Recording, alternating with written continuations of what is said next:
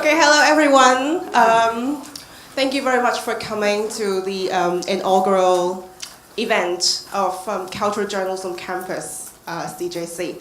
I am Vivian Chou. I am the Independent Program Director of this CJC. I'll introduce a bit about myself. I'm a senior reporter at the South China Morning Post. So I write about culture in the newspaper, and I also have a blog. And I am one of the members of the inaugural Berlinale Talent Press in 2004. And this is a very important piece of information because this is the reason why I want to bring this to Hong Kong, because ever since I participated in that program, it actually changed my life. It changed the way I look at the world, and I really hope that someone from Hong Kong will have a chance to go to a world-class international film festival and to work alongside top writers and top critics, and to experience something different and then bring that experience back to Hong Kong. So before we start today, may I introduce Mark Pieger from Arts and Heritage Research, which is the funding partner of CJC. Can you all hear me if I use my voice and don't use the mic? You can hear me? Because it's a little room, so I just thought I would do it. So I only wrote this about an hour ago, so it's hot off the press, so I need to refer to it. Oh, okay, I have to use the mic. So you can still hear me, so I'll tone my voice down a little bit. Anyway, distinguished guests, ladies and gentlemen, and of course journalists, those who are already established, and those of you who seek to build a career in one of the world's most respected professions. My name is Mark Pieger, and I'm the founding member of Arts and Heritage Research, and I would like to welcome you all to this debut masterclass entitled Cultural Journalism Campus. This unique program on cultural journalism is made possible with the kind help and assistance of Miss Vivian Chou, the Goethe Institute, the Chinese University of Hong Kong, the Hong Kong Baptist University, the University of Hong Kong, and Lingnan University. So my heartfelt thanks to all these individuals and institutions. Arts in Heritage Research, or AHR, recognizes the need to bridge the gap between Hong Kong's increasingly dominant and diverse art scene and the general public. Cultural journalism is the best medium to achieve this, creating an indispensable element for the development of a thriving art scene that engages not only artists, collectors, and art lovers, but arousing the interest of the general public, who may until now have felt a little bit isolated from it. AHR wishes that these masterclasses will cultivate young journalists' capabilities and interests in reporting the arts and cultural events of Hong Kong and elsewhere, reaching out into the community to educate and hopefully captivate a new audience that is more informed of the art happenings in their own city. I am actually very delighted to see the high level of interest in this class today, and I'm informed that the remaining CJC Masterclasses, which are the film criticism, reporting, and the world of cinema on February the 15th, visual arts and Hong Kong cultural ecology, performing arts and Hong Kong cultural ecology on March the 1st and March the 22nd, are also filling up very quickly. After each masterclass, as Vivian mentioned, participants, including university students who major in journalism, fine arts, cultural studies, and young working journalists, may apply for the CJC Fellowship to be held in May 2014 during the period of Art Basel. Correct. Among them, 10 outstanding talents will be selected to work in a newsroom environment under the guidance of veteran journalists and cover arts and cultural events in Art Basel and around our city. CJC advisors will then select the best talent to attend the Berlin International Film Festival in 2015 as an accredited journalist, an award graciously sponsored by the Goethe Institute Hong Kong. In closing, I must extend AHR's deep gratitude to Ms. Vivian Chou, the Program Director of Cultural Journalism Campus, I don't think he's here, but Professor Anthony Fung, Director of School of Journalism and Communication, the Chinese University of Hong Kong, who serves as an advisory committee member of CJC. Dr. Gabriel Gowler, Director of the Goethe Institute Hong Kong, who serves as an advisory committee member of the CJC. And of course the Goethe Institute Hong Kong itself and the Fringe Club for sponsoring the venues where the masterclasses are being held. Also our distinguished speakers, Mr. John Batten, who is President of the International Association of Art Critics, Hong Kong, and Oliver Chou, music critic, writer, author, South China Morning Post and RTHK Radio 4, and himself a PhD in modern Chinese music history. But mostly, I want to thank the students who are participating here today and for the upcoming masterclasses. It's your dedication, your passion, and your ability that makes this such an exciting project. So, Vivian, good luck on AHR. Thank you very much, and my very best wishes to all of you in your future careers. So thank you very much. Thank you, Mark. Okay, so without further delay, may I invite the guest speakers of today, Mr. John Batten and Mr. Oliver Chou, to come on stage.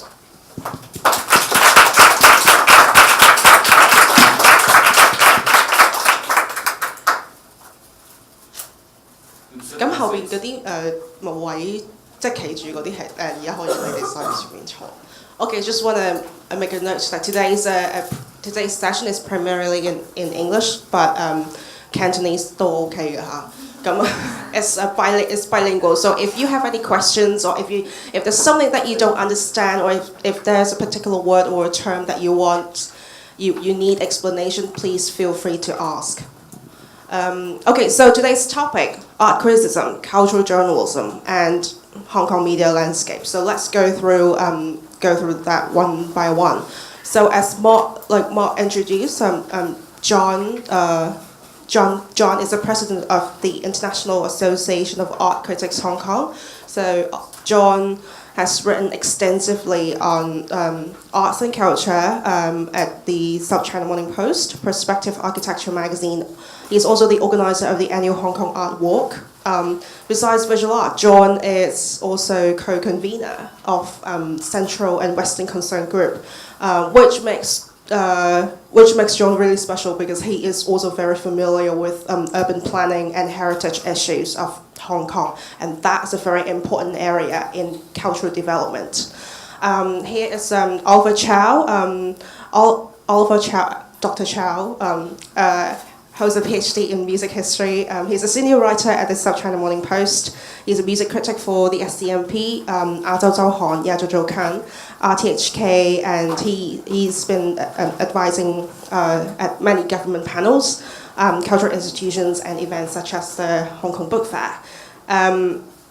Okay, so to start, I want to ask questions.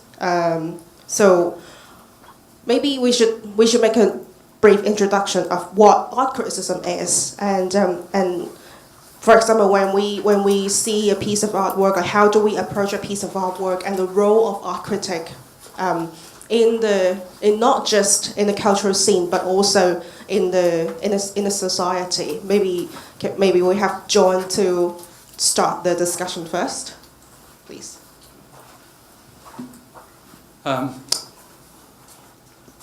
Before we start the discussion, I think my approach to writing is probably a little bit different from some of you who've done a journalism course. Oh, I have to do it like that? I thought so. I would also like to thank the sponsor of the sound system. You like a watch to wear? Rolex was going to sponsor, but they realised I don't wear watches. My approach to writing is probably a little bit different because I studied history and social work at university, and I worked in that area for quite a while, came to Hong Kong, opened a couple of businesses, was a businessman, and then had an interest in art and always wanted to open a gallery.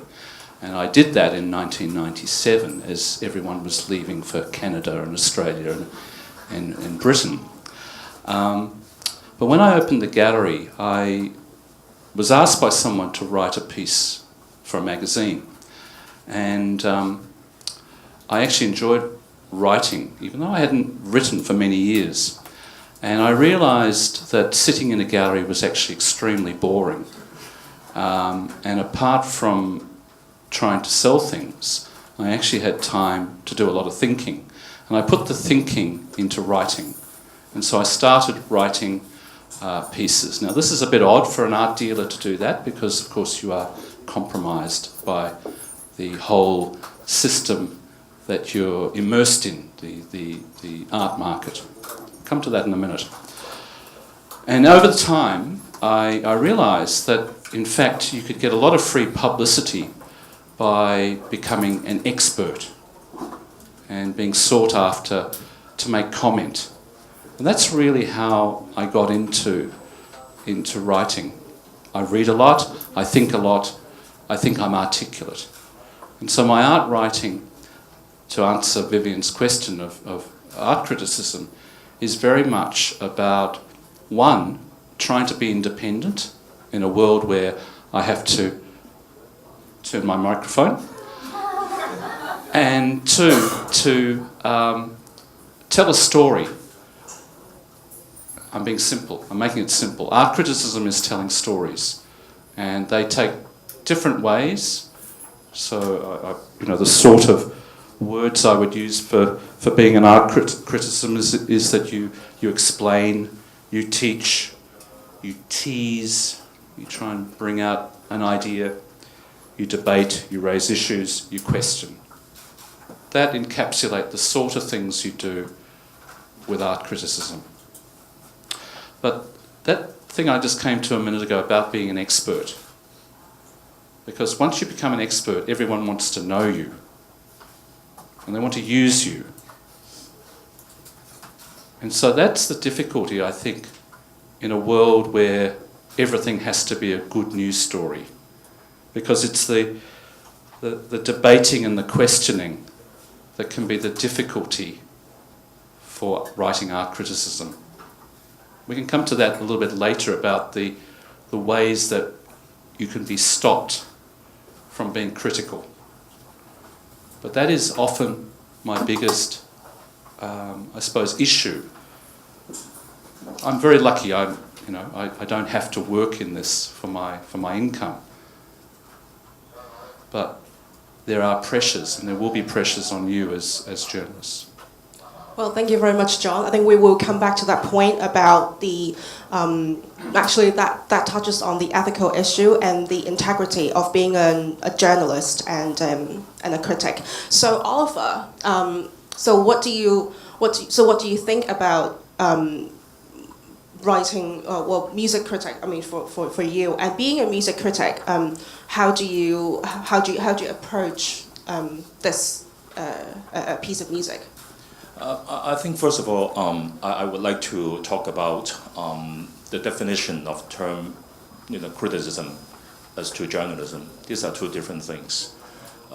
Criticism is something that is more catered toward experts, including the performers, composers, and so forth, really experts. So you can go into details about how a work is to be assessed.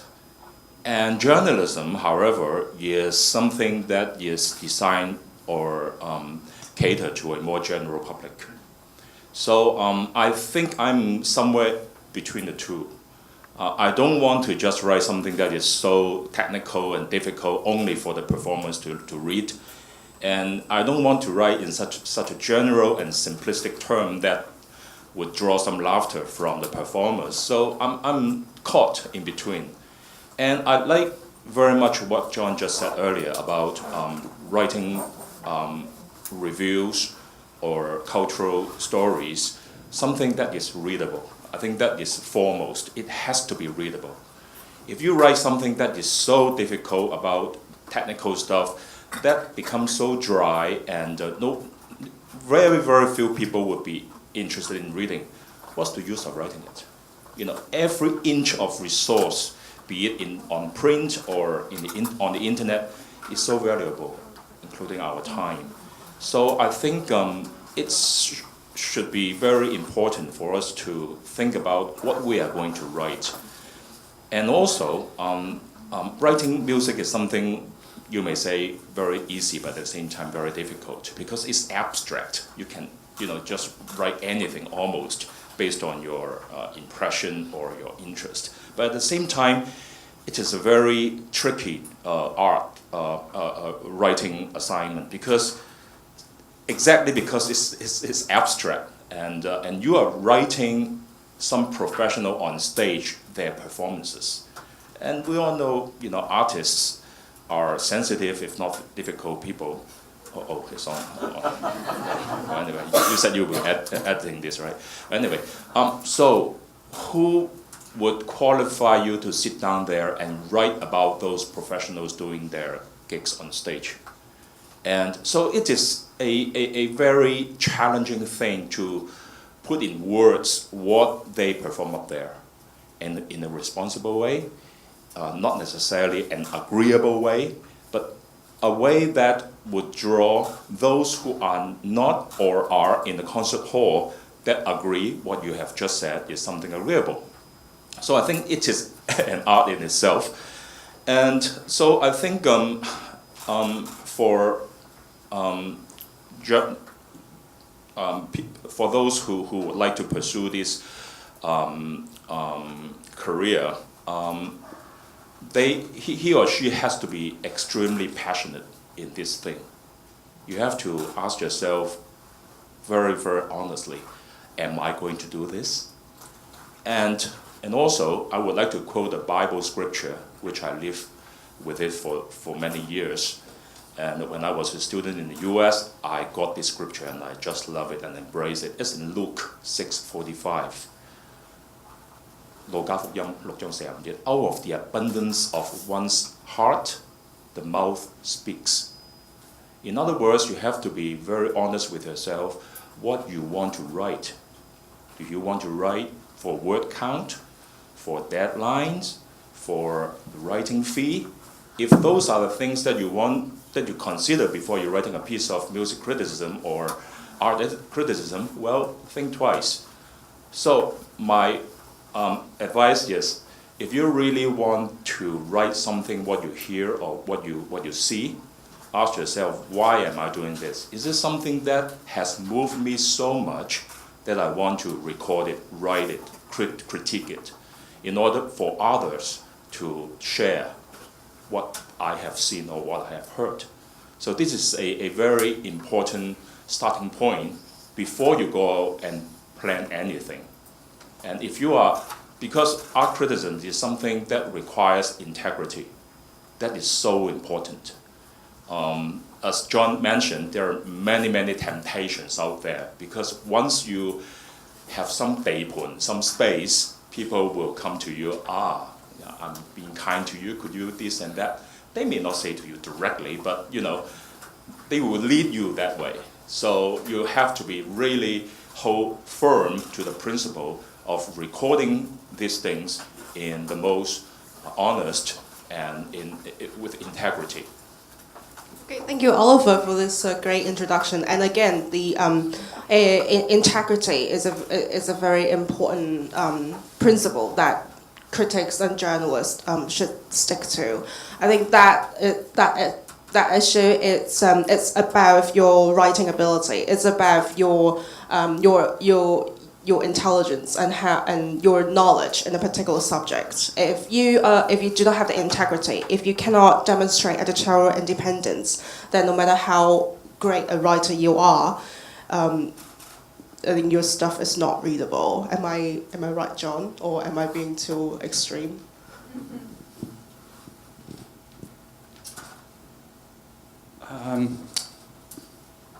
Okay. When you're a writer, you're dealing with words, and I think when I write very carefully. I don't write for someone to rewrite it.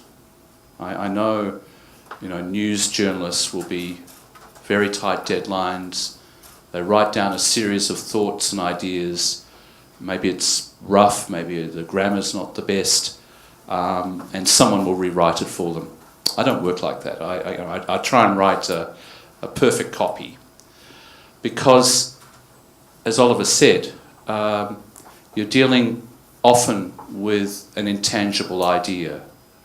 You're trying to look at in my case, a piece of visual art, something that is visual, something that is physical, and then make an opinion about it, or to tell a story about it. And the easiest way is to use lots of adjectives, pretty, good, bad. And the trouble with adjectives is, first of all, they're very simplistic, and they are not very nuanced. In English, it's not a very good language for adjectives. Like the word for hot is the same for hot, spicy food and, a sexy woman or a sexy man. So it's a very, very rough term, hot. And of course, it's hot in here. So nuance is very, very important in writing. And actually, in the material you've got, I've written in my lot, I've given you a review I wrote this week on the M+ show, the architecture show, which was printed on Tuesday at the South China Morning Post. And then you'll see right at the end of all your papers is my original text. And you'll see a very big difference between my writing and my meaning and the printed copy as in the paper. And of course, I normally don't worry about this, but in this case I do, because the record, the history, will be on what was printed. And in fact, I think the history in this case has been subverted. It's been made... first of all, I sound like a 7-year-old child. The sub-editor has written it, so it comes off in a very simplistic way. But more seriously, its meaning has been changed. And I think that's a very serious issue for journalists, because most of you will be working for organisations where you may not see the final edition of your writing, and things will change.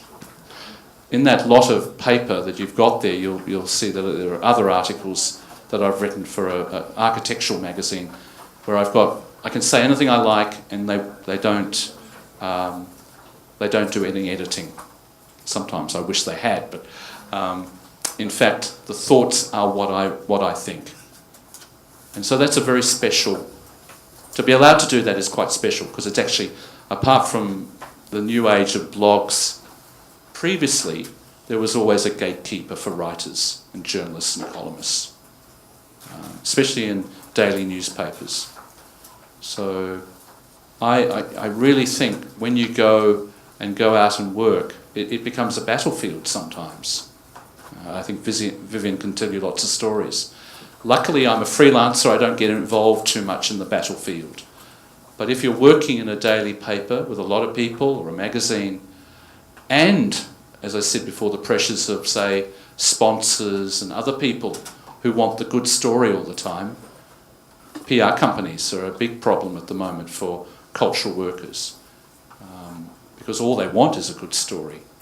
So you have to be a strong person to insist on what you say is what you write, or what you write equals what you say. Okay, thank you, John. I think talking about the copy editing and the sub-editing issue, I think Oliver and I have a lot to say. I think we can keep going on and on for hours and hours. But basically, how it works in the newspaper, it's I am, like, for example, I am a news journalist, but I cover the culture. The culture is my beat. So what I do is, when I file a story, what you see in the final print version, it's not necessarily 100% what I wrote, because we have to go through layers and layers of editing. Editors, sometimes they have their own ideas, and they would like you to add this and add that, and then some people would change the copy or rewrite the copy, which is something very often in a newspaper setting, because editors, they somehow have an idea of what should go out, what should be published, and what would make readers, what would be the easiest for the readers, because they assume we are dealing with a very general readership who might not know anything about what you're writing at all. I think Oliver has a lot to share. Well, I was a freelance writer before I joined Morning Post in 2010, and I am a book editor. So, but I don't rewrite my reviewer stories or reviews. I just put them in the right slot and put a title to the review, and that's it. So feel free to write for me. I guarantee no change of your text. Talking about subbing, it is a two-edged sword, and you rely on sub-editors to clean up the text. But to what extent do they clean the text is where the issue is. If you have my articles with you, there is one very, very serious typo that was put into my text by the sub-editor. The agenda piece with the erhu, the banded erhu piece, is about the Hong Kong Chinese Orchestra being criticized by the Audit Bureau maybe 3-4 years ago. And one of the issues is about they misuse money. And I talked to the orchestra people, and they have a case to make. And one of the amount was about $300,000 that had to be paid to an artist to buy his copyrights. $300,000, some amount, right? So I just wrote $300,000, which is not much, to buy 34 items, copyrights.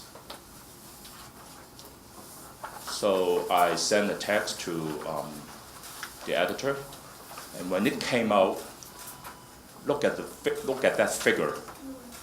Yes, they put US in front of the dollar sign. When I read it the next morning, my goodness, US. And then I checked my own text. I didn't put US. So what on earth would the sub-editor put the US in there? I have no idea. But that's my byline. So I think it's important to seek the collaboration with the newspapers that you write to. Make sure they send you a readback or playback, an edited version. This is very important. Up to now, I insist on doing the same thing. All these ZHOUKAN articles that you see here, I got my readback every time before they go to print. This is very, you have to insist. They may not want to do it. It's okay, no problem, don't worry, blah, blah, blah. No, you have to insist, because it's your byline in there. If something goes wrong, not the sub-editor. Sub-editor is no person, no names in there. It's your name that is at stake. But this is part of the daily thing that we have to deal with, and sometimes very serious consequences. Sometimes you can laugh over it. But I think we in Hong Kong have the privilege of having this freedom of speech, and the word cultural watchdog comes to mind. I like that term a lot, although I don't like being called a dog. That term captures very well what we are doing here. We bark. If you write things that are very 和諧, very 和谐, then forget it. You are not doing a right job. You are not barking. You are not the cultural watchdog. Here in Hong Kong, we have the freedom of speech so far, and we are able to write stories that are publishable, and like the first piece of story that you see in my stack, and that's about June 4th. And thank you very much for putting that on the cover. And when I sent that story, the review to ZHOUKAN maybe 2 or 3 years ago, I had a little apprehension. Could that be a little bit too sensitive? But that's what happened that very night at all the major concert halls in Hong Kong. That very night, the candlelight vigil night at Victoria Park. I didn't go to the park, but I went to the concert halls to see what's going on in there. So I went to several, and I put this story together, and I found some very interesting performances on that very night. So I put together this story, and to my surprise, the editor would put June 4th in the title. When I saw that title, my first reaction was, wow, they have guts. Because ZHOUKAN is a magazine that has distributions in over 90 countries in the world. In other words, overseas Chinese from 90 countries will read this, So I think it is a good testimony to show Hong Kong still has that freedom of speech. And I'm very proud of that. And I don't feel any bad thing about it, even though the magazine ZHOUKAN is not accessible in China.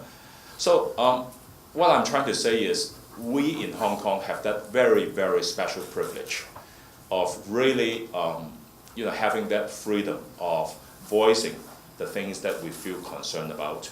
And please embrace it and make good use of it. And I published a book 3 years ago on the history of a Beijing Symphony Orchestra.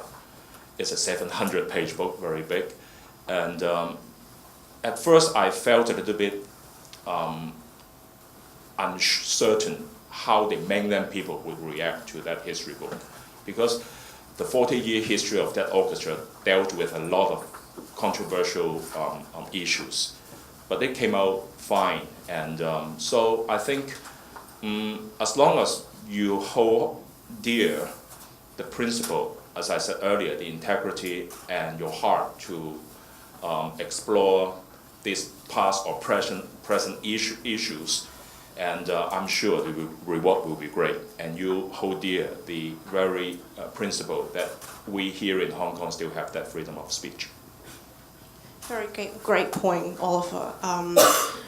It is something very important to all the writers, all the journalists in Hong Kong. Actually, not just the media, but to everybody living in Hong Kong. Freedom of speech is a cornerstone of Hong Kong's success, and it's something that we all should treasure. And being in the media means that we can make use of what we have, and to say what's in our mind, and the words that we use are we are the watchdogs, like Oliver just said, and there's and I want to raise an issue about the cultural stories in mainstream in the mainstream news outlets.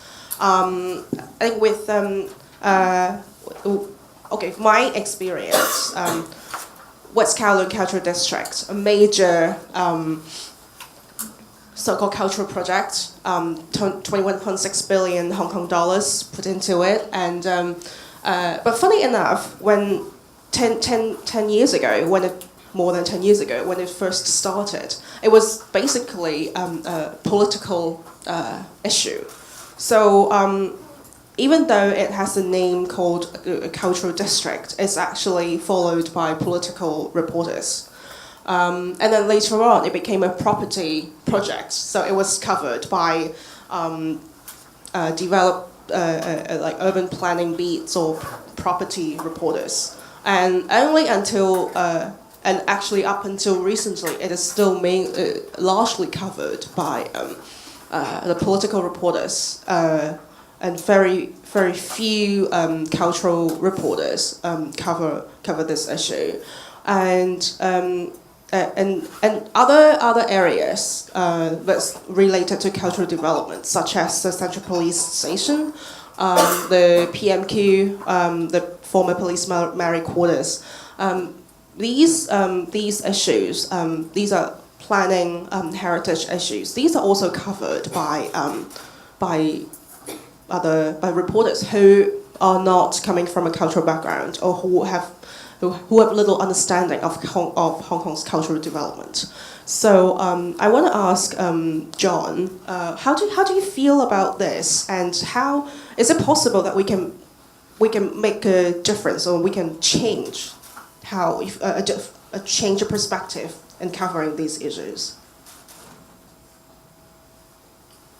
Okay, I don't know if I'm the best person to answer that, because first of all, in some ways I don't think I am a watchdog. When I write things, I'm never actually sure if anyone reads them. I get no emails, I get no feedback. When there's a major typo, no one rings me up. So I really got my car. Yeah, really, I think sometimes my words just float in the air. Having said that, I think, and also I think we've got to be very clear. Mark introduced the session by saying journalism was one of the world's most distinguished professions. Well, I thought the same thing of art dealers until I got into it.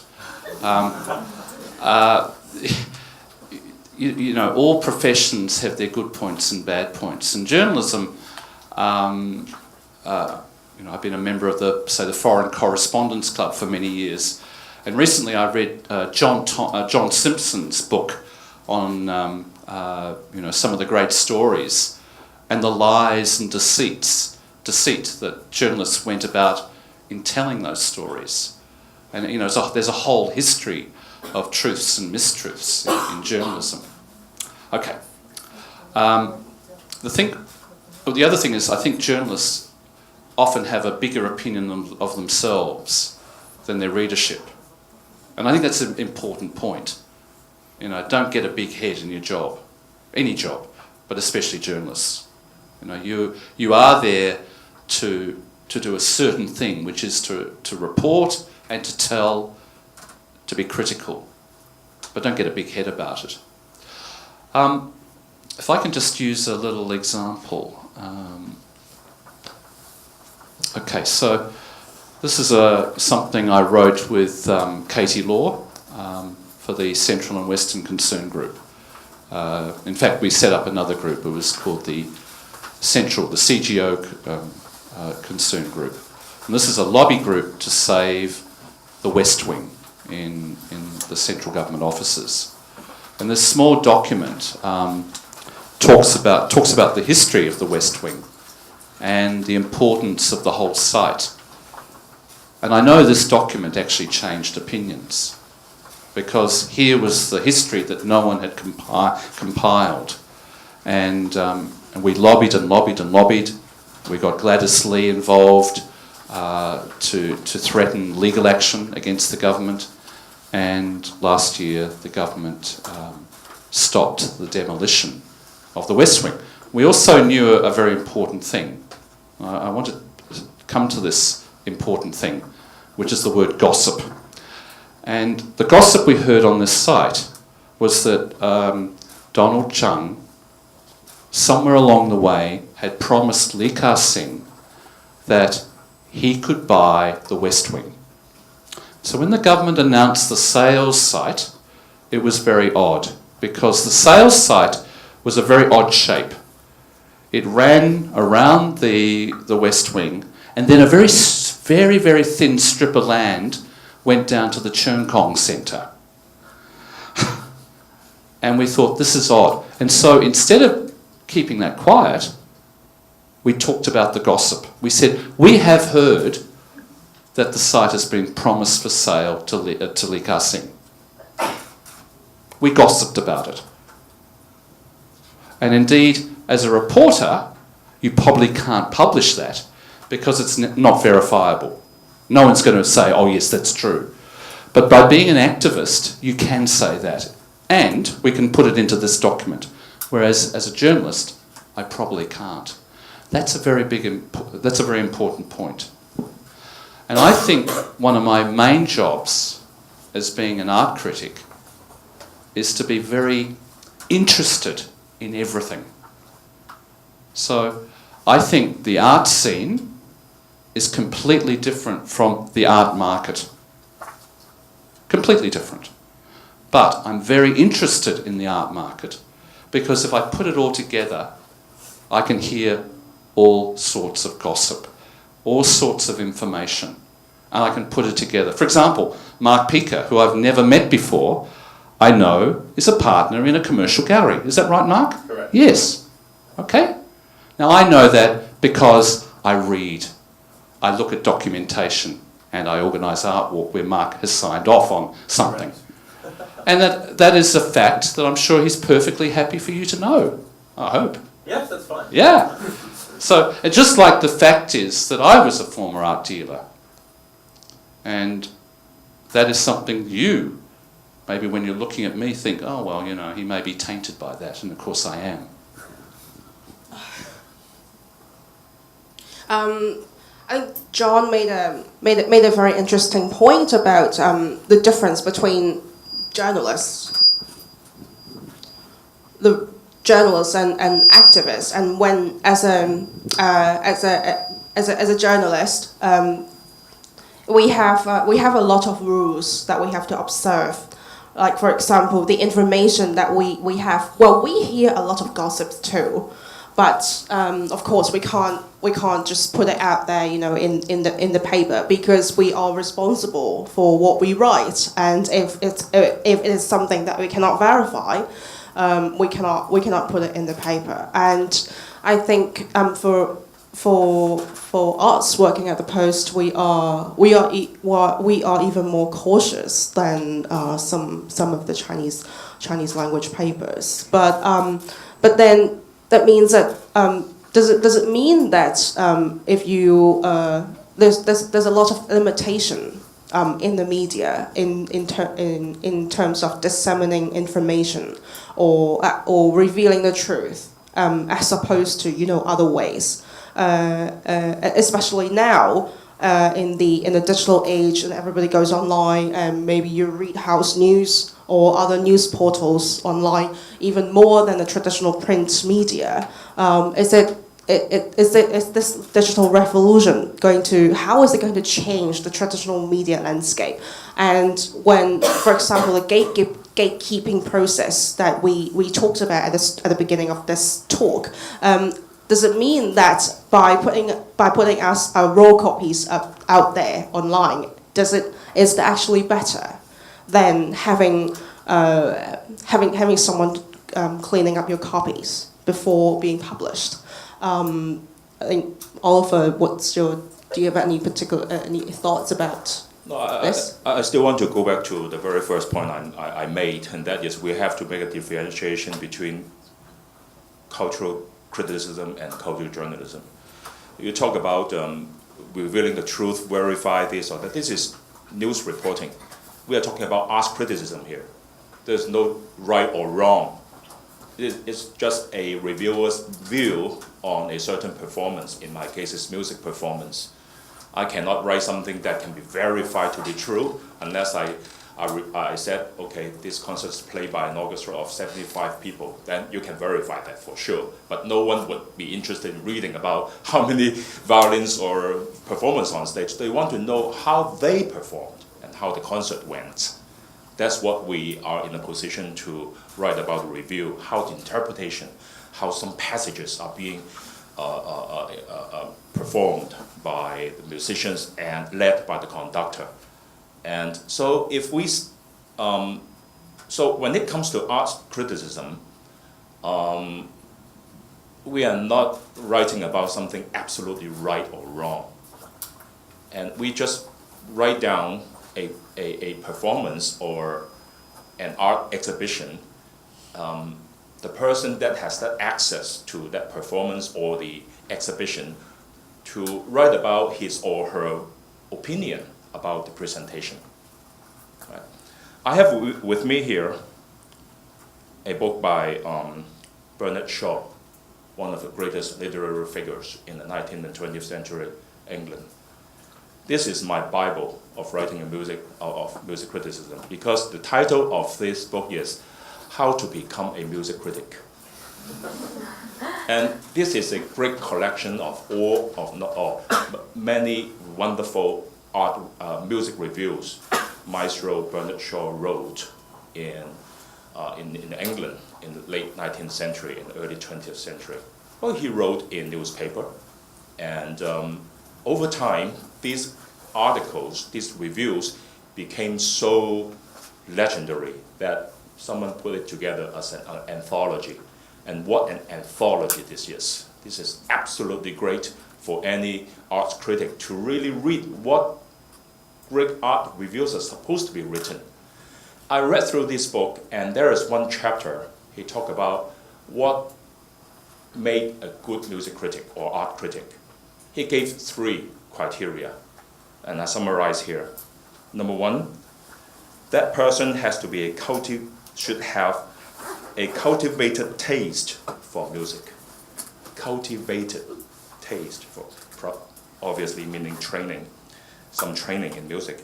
Number 2, a skilled writer has to be able to express well in words. Number 3, a practiced critic, meaning this person should write very regularly and probably having a column, a regular column in some part of the paper, a practiced critic who does probably nothing but writing reviews or critical articles. And I often think about these 3 criteria all the time, whether I or any other of my music colleagues are in a position to do a good job in music criticism. And so I think whatever we write in a newspaper, we cannot judge it by today's value. Because when it goes into record, it becomes a record. In the future, maybe 50 years, some years later, when some young scholars want to go back and read what Hong Kong was like in 2013, they will come to your article.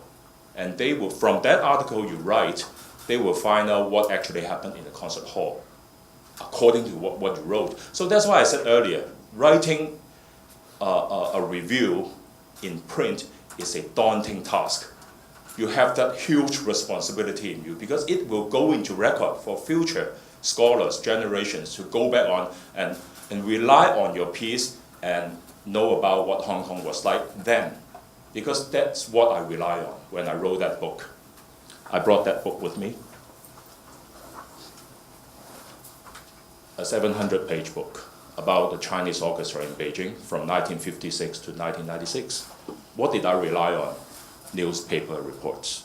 Of course, the People's Daily will not give you much, but our Hong Kong papers gave me a lot. Because when that orchestra came to Hong Kong in 1986, there were a lot of newspaper reviews of that orchestra performing in the Hong Kong Coliseum, City Hall, and so forth. And I rely on those articles, reviews. I had no any other way to know about how that orchestra performed but those articles written in 1986. So as a person who write the article now for future generation, I always keep in mind, okay, this is what people will read in the future. That really imposes a great pressure on me. Unlike what John said, writing for himself or for, I always assume this with this grave responsibility. Maybe it is not healthy at all, but I can't help it because this is what I rely on when I wrote my book. So, as I said earlier, every inch of resource is very precious. By all means, embrace it and make good use of it, and especially when your name is attached to it. Okay, thank you, Oliver. I think that's both art criticism and journalism and reporting. they are both telling stories. In my case, I am a journalist, so I write a lot of news reporting, long features, and a lot of times analytical features.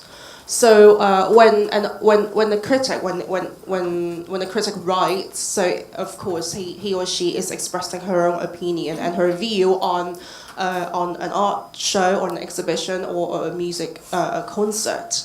And of course, those are honest opinion backed by the critic's own experience and knowledge in that particular field.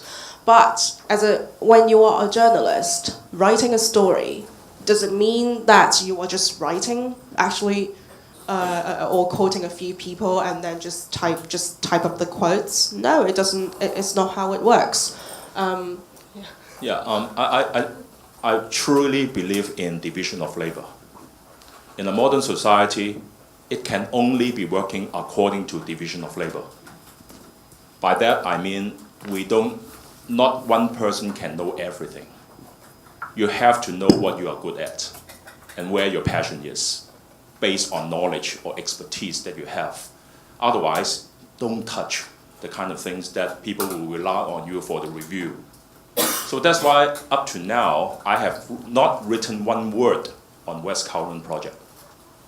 Not even one word, because I'm not interested and I don't want to go into things that are still in the cooking, keep changing all the time. I don't want to waste my time on that.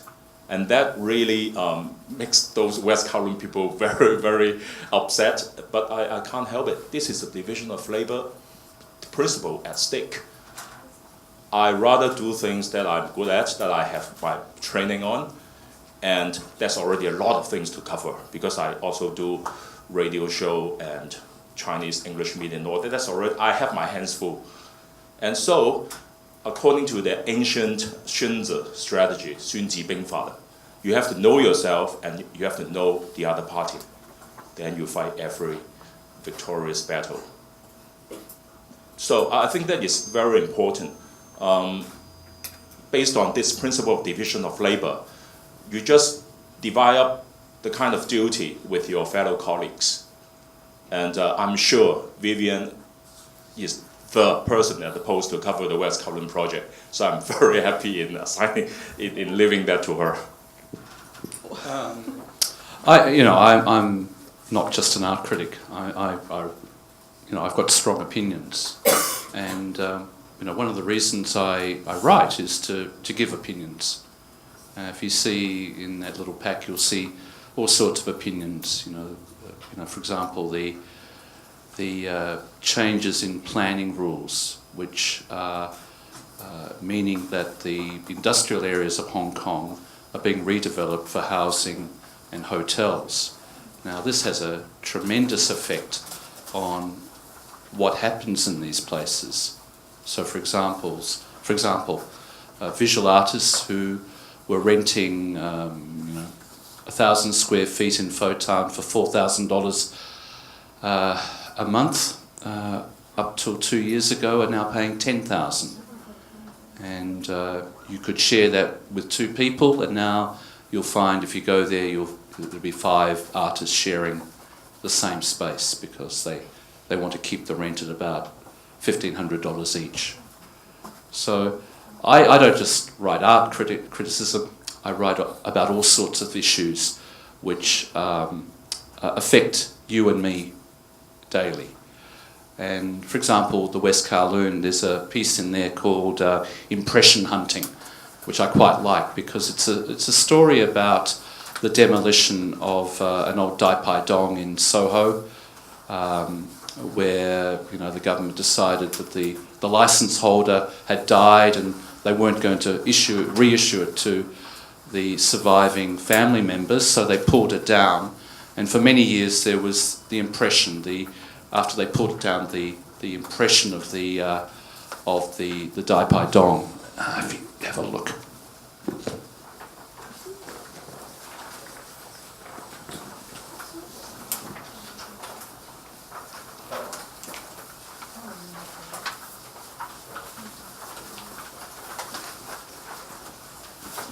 And the story goes, if you read that article, it goes from the demolition of that Dai Pai Dong to the demolition of the whole of Hong Kong to, in fact, the property development phase of West Kowloon, which Vivian mentioned before. Because, in fact, we as a community can make change because we have a stupid government. We have some art administrators who really don't know what they're doing. And by engaging in that debate, we can influence bad decisions. And so indeed, it was a whole range of people, mainly at one point Chou who challenged the then Chief Secretary Donald Chang, saying, you guys don't know what you're doing, you're just building this as a property development. And in fact, there was a very interesting seminar, a whole day seminar, which I think I was the only Guelo. All the cultural people in Hong Kong came together for a day and we talked about West Kowloon. And Donald Chang and his bureaucrats listened to what we said. And then it changed. And what we've got now is so much better than it was 10 years ago. So, I think the role we play, yes, I have a hat which is an art critic, and I look at an exhibition and I take a certain viewpoint. But other times when I'm writing, I take an opinion, I take a commentary position. And I think that's important. And, like in today's Mingpo Weekly, there's John Batten and they're making a comment about M+ Museum. Because, actually journalists need copy. Journalists need opinion makers. Vivian gets on the phone and says, John, what do you think? And I may not be mentioned in an article, but I will tell her what I think so she can form an opinion. And so that's the way it works. You can't just sit in isolation and come up with a story. You've got to talk to people.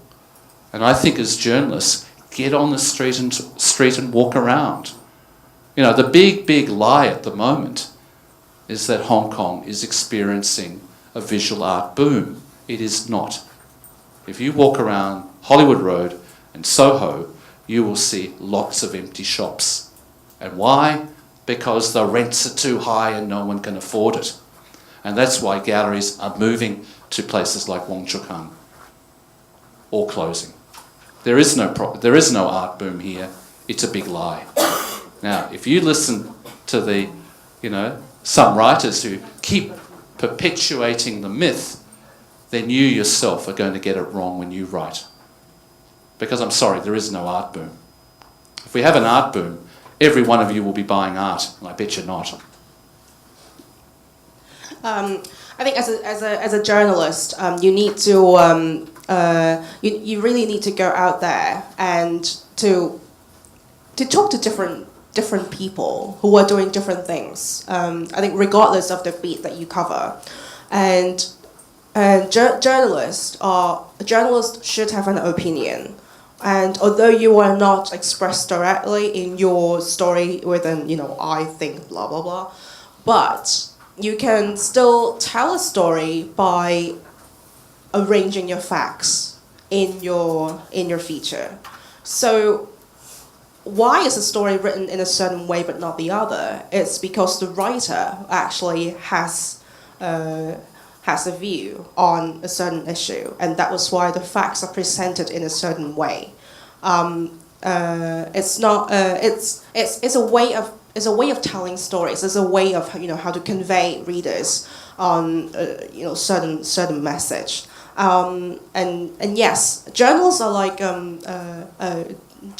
doing surveys every day. So we talk to people, we interview people, and we are trying to find a not necessarily a common ground, but then a picture that's as full as possible, or we can review as much as possible, and to tell our readers what is really going on, and by tactfully laying out your facts, then you can actually tell a story from your perspective, and at the end of the day, it's your byline.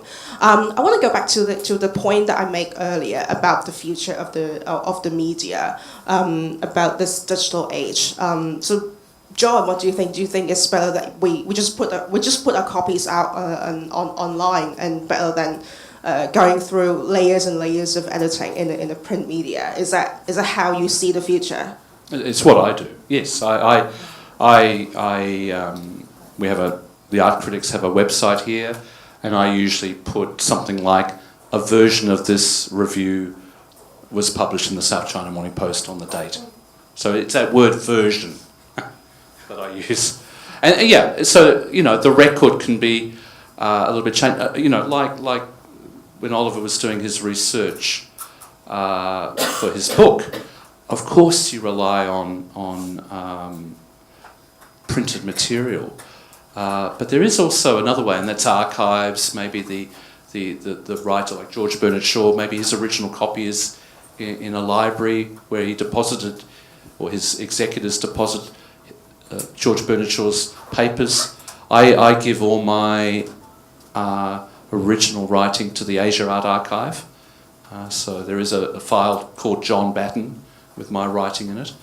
So when you're looking, especially writing about a history, you've got to be sceptical. You have to be, because that's the work of a historian, to be sceptical. Now, going back to the internet, of course, it's a threat to newspapers and magazines. We can see that daily. It's closing. But I think we're part of the problem. I've just been downstairs to the bookshop and I bought 3 books today because I think I can afford it. I need to be part of that community of book buyers. Because if someone doesn't buy a book, in the end there won't be books. I still buy my daily newspaper. I try and buy it from a vendor on the street. Yeah, because if you don't buy from them, they will also disappear. So the hawkers on the street. So, it's a holistic thing. If you stop buying personally, then you are part of the problem. And if any of you are saying to me, I only read my news on my smartphone, then I would find that you're selling out a little bit.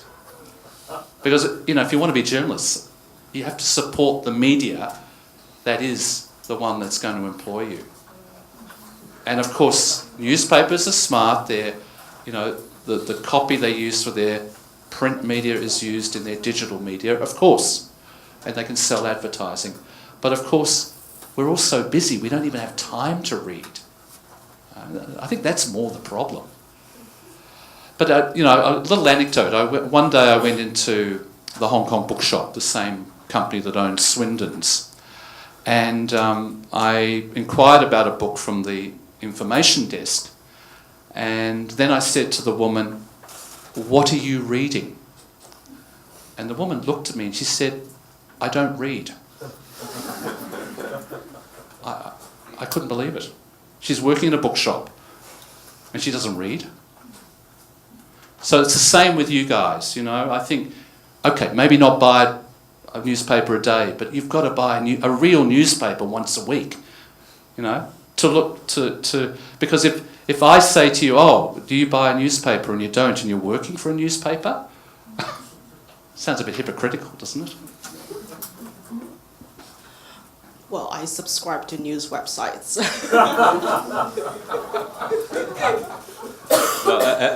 Actually, it's very obvious here. John and I are using our written pad, and Vivian is using her electronic iPad.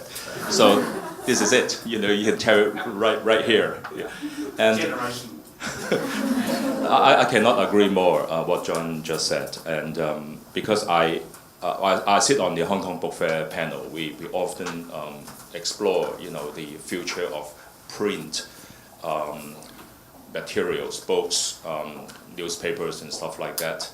And indeed, I had a very interesting conversation just 2 days ago with 2 Penguin New York ladies who came through Hong Kong, and And they surprised me by saying actually the print books sales went up tremendously last year. So that's very good news. And I think we are still in that transition from print to electronic. And so we're living in very exciting times. And in human cultural development, history of human cultural development. And how we go from here is still uncertain. And like John said, in fact, we all have a share in making the print culture to continue. And so I think that there is one point that I would like to make, and that is we all have a responsibility to preserve what we treasure as being important. There is no way out but to participate. And I'm so glad to see so many faces here, and that feel concerned so much that you take your time to be here on a Saturday afternoon. And hopefully this project will go on, and we'll get the critical minds, and only critical minds would deserve a critical review or articles. And only because I find it very frustrating sometimes when some of the papers, especially the arts columns, are not run by art-trained people. They don't appreciate what you write, and that is extremely, extremely frustrating. And in other words, what you want to offer to write is at the expense of an amateur. And I don't know how we are going out of this quandary, but this is the reality we are facing right now. I'm not talking about the shrinking of cultural coverage in newspapers. I'm talking about even the existing cultural columns or space in newspaper. They are not properly run by art-trained editors. And that is one very unfortunate reality we are facing right now. I think that issue, and it happens in quite a lot of media outlets, and I think that's why we should have this program, because in future 10, 20 years down the road, you guys will be running the show. So thank you very much for coming. And now I'd like to open the floor. So if you or any of you have any questions, please raise your hand. Okay, there's one lady at the back. There's a microphone. Do you want to come up? Or? Wait, we'll pass you a mic.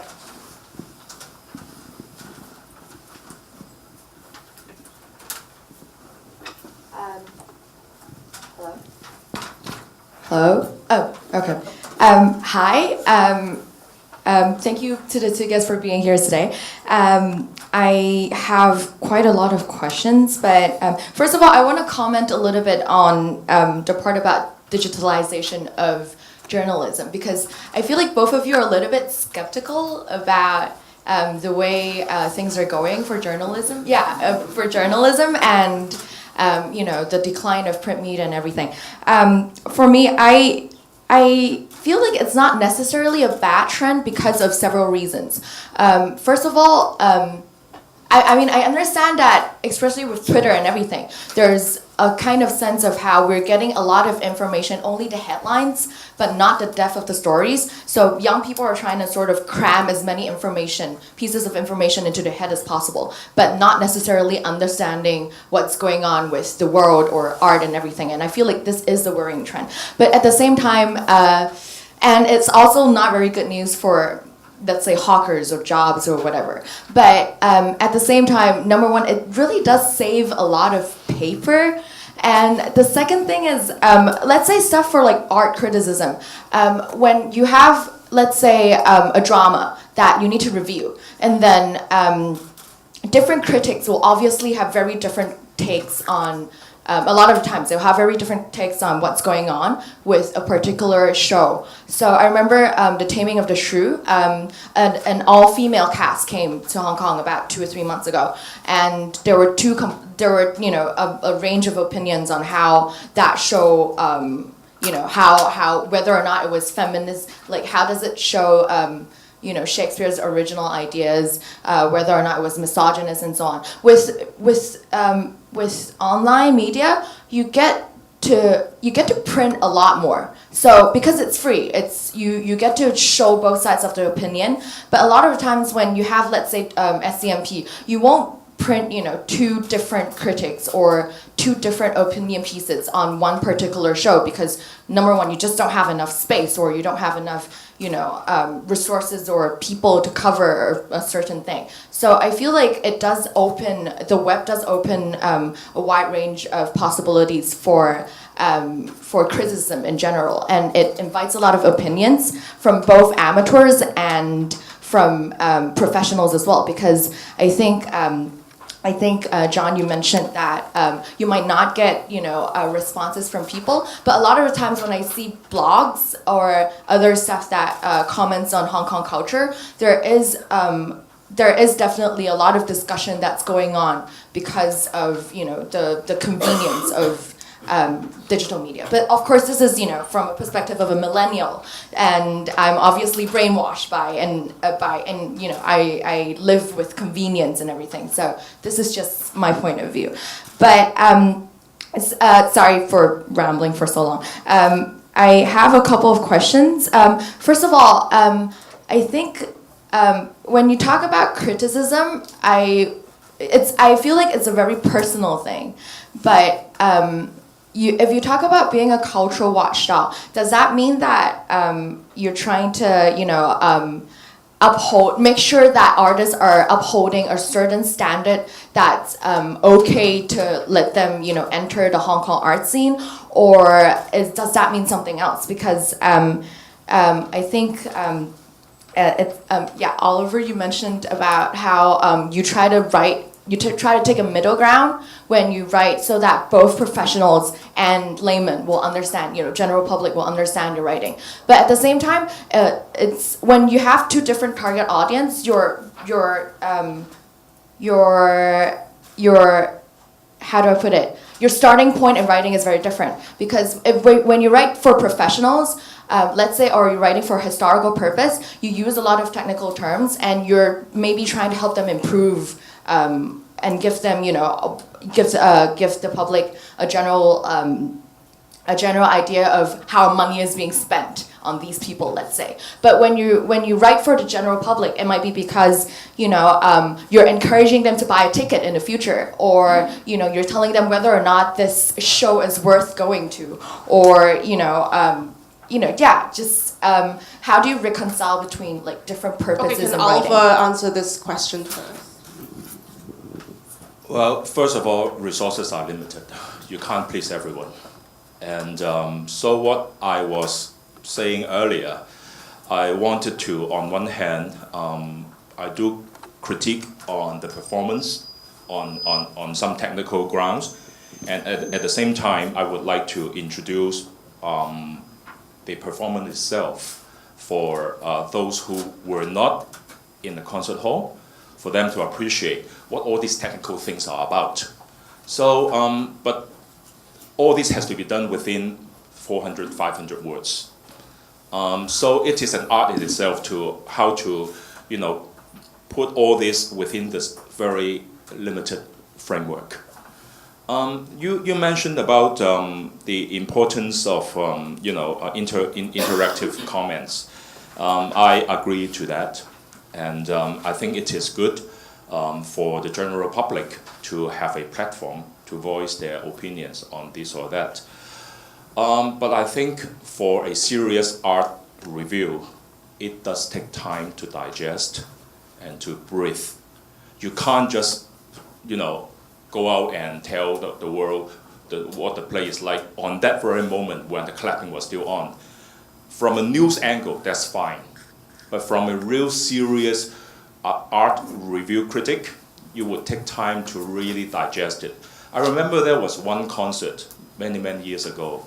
I felt so euphoric at the moment it ended that I almost put my, my words on paper, but I decided to wait for a week. I cannot get myself to be carried away. I had to breathe. I had to really digest what I have just heard. but I have very detailed notes in the house program. So I think every music critic or arts critic has his or her own way. For me, I respect the performance on stage. At the same time, I respect my readers. And I hope this is a rather difficult task, but I hope this is what I am aiming to satisfy as much as I can. Well, I would like to say something about the digital thing. Well, I am right in the middle of this transition because, okay, of course, I work for print media, but at the same time, I also, well, we are basically told to have a Twitter account. It's part of our job, and we have to tweet at least once a day. Well, but it's not like if you don't tweet that day you get fired. Well, not to that extreme. But then we are encouraged to utilize both the print and the social media network because we are still, I think the media industry around the world is still finding a way out. So how to balance, find a balance between the two, and of course, how to work out a business model that can sustain the digital platform. Because I think everybody is too used to the free content available on the internet, and then eventually, who is going to pay for it? And does it mean that if you are interested, if you are an enthusiastic journalist, or if you are a passionate and you want to become a critic, doesn't mean that you have to do it for free? I don't think so. I think everyone who produces good work deserves to be paid properly. And that the social media, for example, like Facebook, Twitter, or Weibo, even for example, when you are at a show, whether it's a visual exhibition, exhibition or a concert, there are always these like live tweets going on, commenting on what is happening at the moment. And of course, that gives you a great thrill, that excitement of being there, and you are commenting it live. Like for example, we now have a lot of these live reporting, and we have to send like live tweets and actually send paragraphs by paragraphs like every other minute, and we now have to do that. But then, of course, does it really help people understand what is really going on? I have reservation. I mean, I like doing the live reporting. I like doing the live tweeting. But then at the same time, I have a lot of questions. How it should be presented. John, what do you think? Well, I think actually your last point, quantity doesn't make quality. I'm not a Luddite. When I first got my first email account, I think it was about 1996. I then set up a GeoCities website, which I think is probably still floating around somewhere. The internet is fantastic, but what's happened in the last few years is really most of what I read daily is rubbish. It doesn't add anything to my life at all, except it's an accumulated series of words. Some of them have meaning and most of them don't. For example, every year I buy my arts festival tickets. And when I first came to Hong Kong, I did what some people do. You write a check out and you send it off, and then 3 weeks later you get your tickets. And I found I always got the worst seats in the auditorium. Yeah? So I don't do that. I wait until tickets go on sale. And the last few years I've been really, really disappointed with many performances. In fact, I think the quality in the last 5 years is really bad. So what I do, like you, I go online, and if it was a film, I'd look at Rotten Tomatoes. But if it's because the administration of the arts festival is very British in style. It's a woman called ZHOUKAN and her staff, and the programming person hasn't changed for 20 years. Yeah, these are direct criticisms, which I'm, saying to the camera. And so what I do, like you, I go and look at reviews, and I look at The Guardian, I look at The Independent, because they're usually sort of British. They've usually toured recently in the UK in the last 12 months. That's the way they do their programming here. And I really look, and often if the review is bad, I don't book. Because, it's just some of the theatre productions and the music productions, opera, appalling. A couple of years ago, the opera from, I think, from Ukraine was just appalling, Motorbikes going across the stage and chainsaws and, all sorts of weird things. And, I think we as readers, what I said before, I think all of us just don't get time. And so if you want quality writing, in the end, someone has to be paid. And someone has to have the knowledge. Because I'm frankly not interested in Joe Blow who walks down Hollywood Road and writes something of 100 words. Like you, I look at Open Rice, to look at restaurant reviews. How accurate is that? So, I think we have to have a very high level of scepticism and questioning of lots of websites and lots of blogs. I have an anecdote to share with you. There are so many free media these days. When you go to MTR, you collect 6-7 copies a day.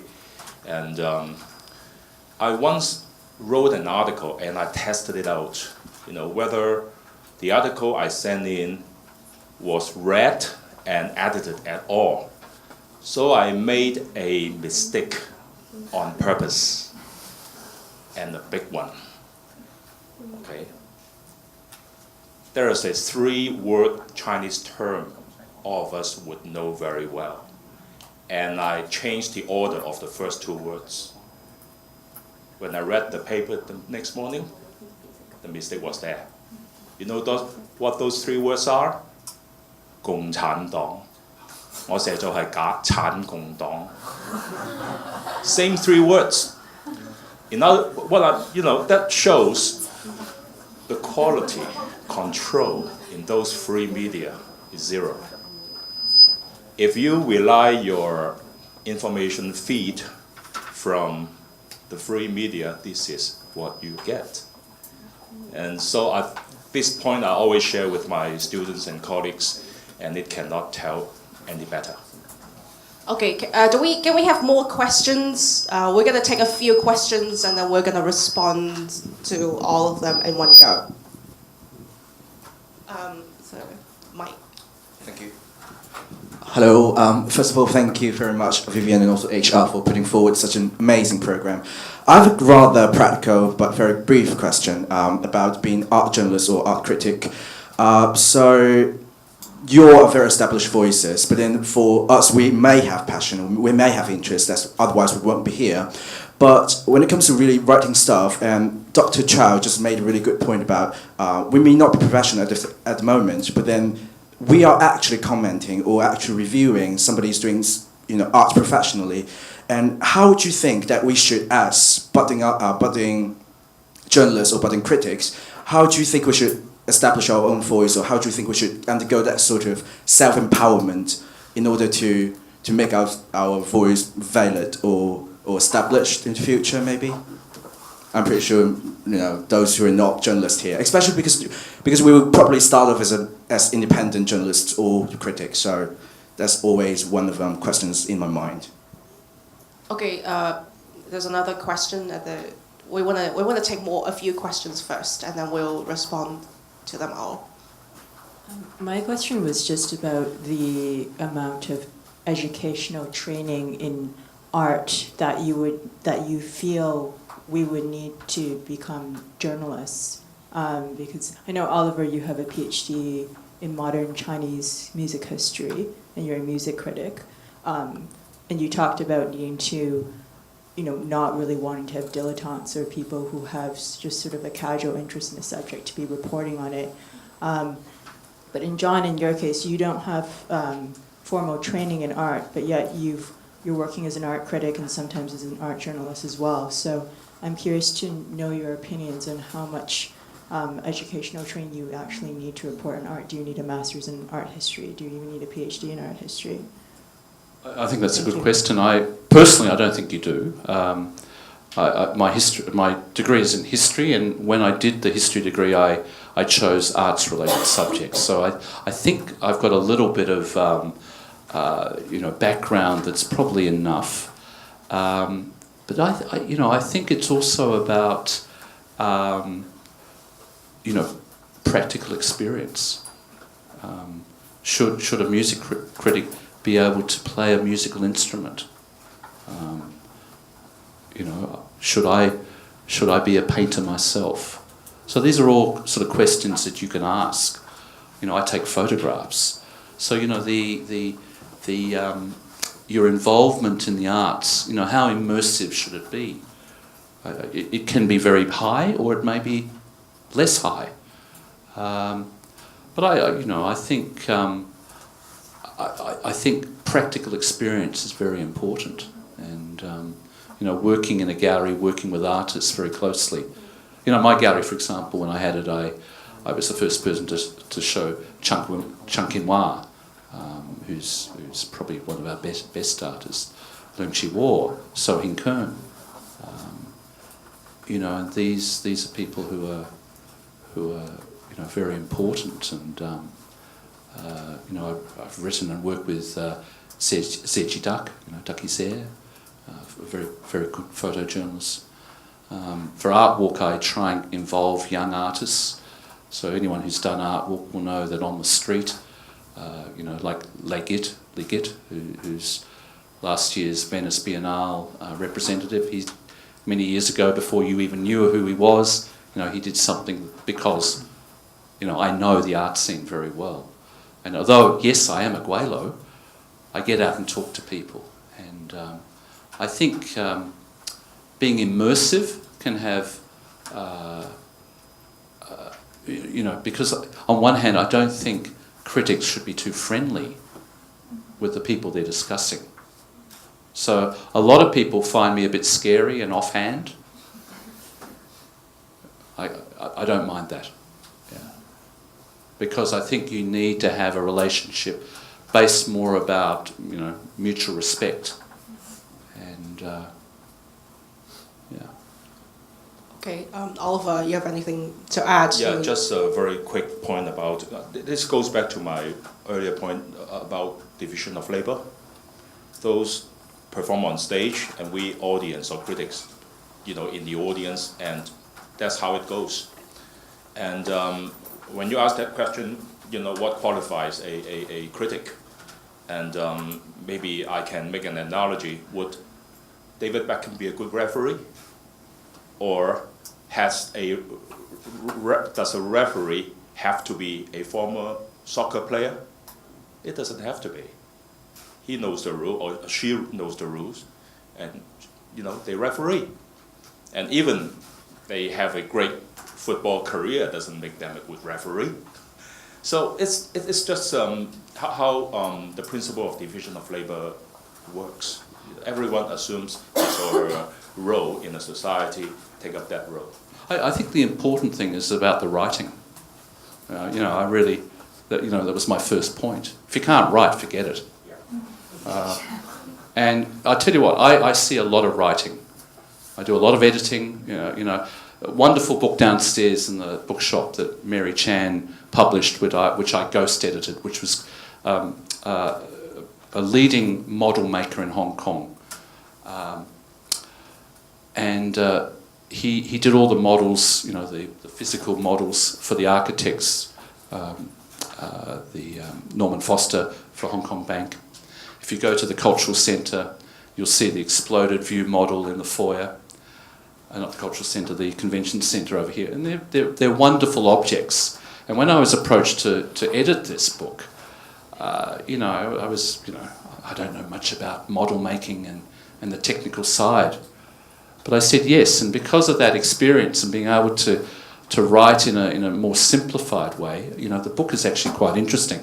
It's got the world's most boring title, which King, the writer or the model maker, insisted on. So when he first mapped out this book, it was called My 36 Years as a Model Maker in Hong Kong. My 32 years as a model maker in Hong Kong. And by the time the copy came to me to work on, it was my 36 years as a model maker in Hong Kong. And it's a wonderful book because it brings what ostensibly is a really boring topic, models, into something that you will all find as a history of development in Hong Kong. Because in those years, you know, the reclamation here, all these buildings were built, and the whole of Hong Kong was transformed. So when you're flipping through this book, you get a different sense of the book. And, you know, for example, this essay I wrote for Ho Sin Tung's exhibition a few years ago at Han Art. You know, if I wrote it as an art historian, it would be extremely boring. What I wrote is a story which complements the exhibition. So I really think if you can't write, you're in the wrong game.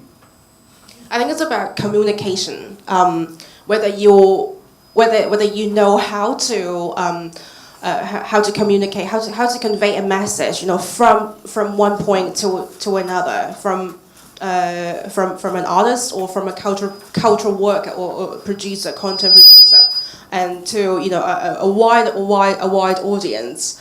So it's about your ability to communicate, and I think in terms of writing, I think it can be trained. But then communication, I think today maybe people would need to pay more attention to communication because it's about your daily interaction with other people. How do you talk to people? Do you are you an outgoing person? Do you like, you know, interacting with, you know, people from different areas or from different background? Because it's at the end of the day,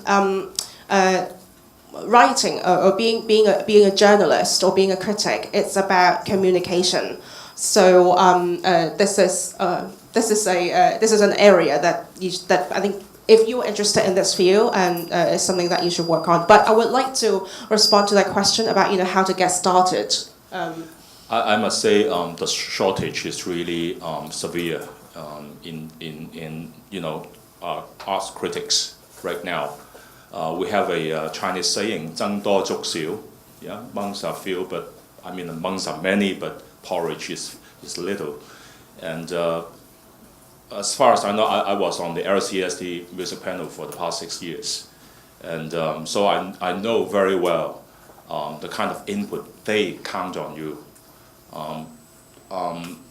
Remember the concert that you go to, there's always a tiny piece of paper attached to the house program, a questionnaire, whatever. Make good use of that questionnaire. That might be your first piece of critic. Mm-hmm. Because when you write your contact, I'm serious, when you write your contact number, email, and then there are a few lines of comments that you put, by all means, put your 2 cents in there. If there's not enough space in those few lines, write on the back. If there's not enough, get a piece of A4 paper and continue. You will impress the presenter and they will get back to you. That might well be the very first piece of music review that you write. And as far as I know, LCSD, when they present an event, when you request a media ticket, they will give it to you with a form that you need to fill in and put down your comment. It's a long form that you have to write, and I always enjoy writing it. And you know what it got me to? 6 years of advisor to LCSD. Because I was the only person that kept bombarding them with, you know, how the performance went. Yes, as I said earlier, Luke 6:45, out of the abundance of your heart the mouth speaks. If you care so much about what you see on stage, so much so that you want to write about it and share with your reader, you won't care which that piece of paper goes to. You just put your thoughts in there because it bothers you not to write about it. Is there any other questions from other attendees. I think we have a bit overrun today, but I think it's a great pleasure to have all of you here this afternoon on a Saturday. And of course, thank you very much to John and Oliver for attending the first CJC event on this very special day. And before we end this session, I want to make a reminder about CJC Fellowship. Like Mark said earlier, CJC Fellowship will take place in May, coinciding with Art Basel Hong Kong. And if you are interested in applying, make sure you attend at least 3 out of 4 master classes. And then around that recruitment time, it should be sometime in March, and we will have a form, and we will, if you are going to apply, we will request you to write a piece to go with the form, and so that could be the very first piece of art criticism or reporting that you have written, for a proper purpose. So stay tuned for more news, and like the Facebook page, and go to the website, and we hope to see you next time. So the next CJC Masterclass will be on February 15. So it will be on film criticism, reporting, and the world of cinema. So thank you very much again, and have a great weekend.